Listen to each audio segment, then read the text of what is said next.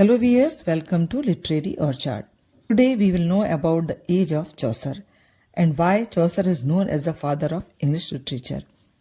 Chaucer जिनका पूरा नाम था जॉफरी चौसर, तो हम जानेंगे इस एज को और चौसर को जिन्होंने हमें कैंटरबरी टेल्स जैसा क्रिएशन दिया। एक क्रेडिट जो चौसर और चौसरियन एज को जाता है वो है चौसर से पहले इनमें जो भी लिटरेरी वर्क लिखे they all were written in French and Latin language, Latin for the church and scholars and French for नोबिलिटीज।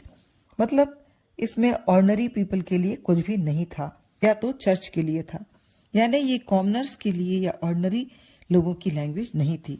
So credit goes to Chaucer as he had chosen to write in middle English spoken by common people. It means उस language में लिखा गया जो ordinary या commoners की language थी, जिसे समझना आसान था।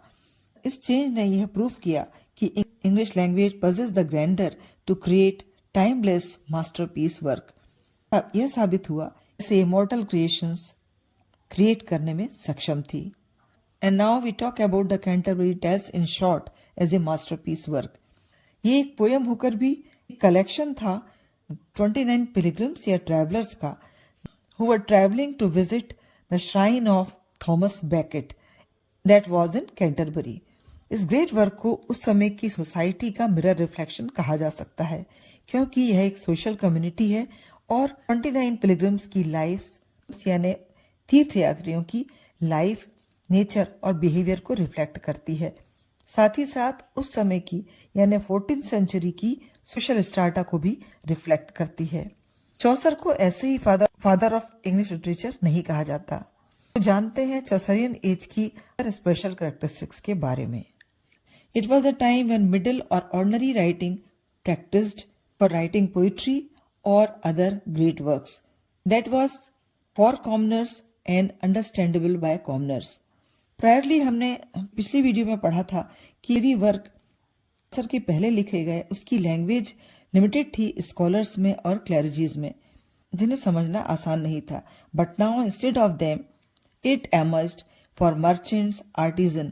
मतलब means literary writing high class से निकलकर कॉमन मैन, मिडिल क्लास जो कि वर्कमैन थे पहुंच रही थी और इसी क्लास को उस समय की राइटिंग बयान करती है। And now this was the time of shifting to humanism की जो राइटिंग थी वो कनेक्ट कर रही थी ह्यूमनिस्टिक नेचर बिहेवियर से, क्योंकि इसके पहले रिलीजियस डॉक्ट्राइन ज्यादा थी। अब ये ह्यूमन सोसाइटी के कैरेक्टर्स, उनके फ्लॉज यानी उनकी गलतियां, उनके जीवन के इश्यूज, उस सब को रिफ्लेक्ट कर रही थी या एक्सप्रेस कर रही थी, जो हम कैंटरबरी टेल्स में भी पढ़ पाते हैं या देख पाते हैं। This was a time of questioning against society and religion. एक बड़ा चेंज इस समय की राइटिंग का ये था कि इसमें लिखी जा रही राइटिंग ग्रोइंग मिडिल क्लास और वर्किंग क्लास के लिए थी। It was a time of growing of middle class and their questioning against federalism and religion. It means middle class जो कि एमर्ज हो रहा था और क्वेश्चन करने की हिम्मत कर रहा था, डेयर कर रहा था पुरानी चली आ रही ट्रेडिशन से। It was a time of poetic innovation. Last but not the least, सबसे इंपॉर्टेंट फीचर इस एज की राइटिंग का था इयम्बिक पेंटामीटर। अब पोइट्री प्रोजेक न होकर वर्स फॉर्म में लिखी जाने लगी और जिन्हें मोस्टली लिखा गया इयम्बिक पेंटामीटर में। बाद में शेक्सपियर और मिल्टन ने भी फॉलो किया। ये था चौसरियन एज। इस पर बहुत सारे ऐसे टॉपिक जो सिग्निफिकेंट हैं। For example, what is iambic pentameter, a study of Canterbury tales, about 29 pilgrims. ये सब के लिए आप चैनल को सब्सक्राइब कर सकते हैं और छोटे छोटे वीडियोस भी आप देख सकते हैं जो कि आपके लिए बहुत इंपॉर्टेंट होंगे। हर विषय को, हर टॉपिक को कवर करेंगे। So don't skip any of the videos. Stay connected.